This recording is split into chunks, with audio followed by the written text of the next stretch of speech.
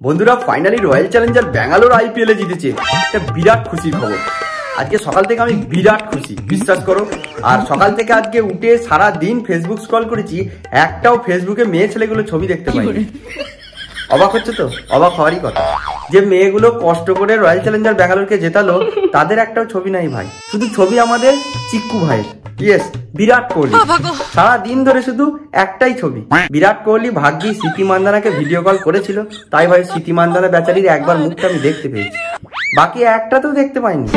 আর প্রতিটা ছেলে বিরাট কোহলির ছবি দিচ্ছে আর পেছনে ব্যাকগ্রাউন্ড মিউজিক লাগিয়ে দিচ্ছে, হয় দেখো আলোয় আলো আকাশ, আর তা নালে কিছু কিছু সুখে এত খুশি থাকে মিশে।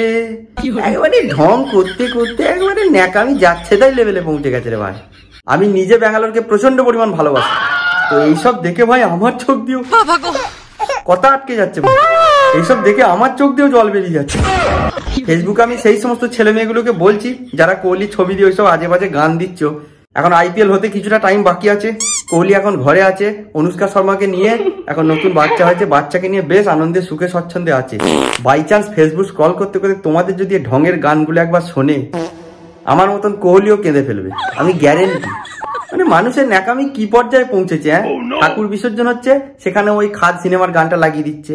কেউ ম্যাচ জিতছে, সেখানেও লাগাচ্ছে। আরে ভাই, কোহলি নিজে ম্যাচ জেতে নে, মেয়েগুলো জিতিয়েছে, কোহলির ছবি দিয়ে এইসব আজে বাজে গান দিচ্ছি, এগুলো অন্যায় ভাই।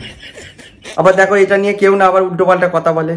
যাই হোক, যে যা বলে বলুক, তোমাদের মতো আমিও কোহলিকে ভালোবাসি, কিন্তু কিছু কিছু সুখে এত খুশি থাকে মিশে, এরকম ভালোবাসি না ভাই।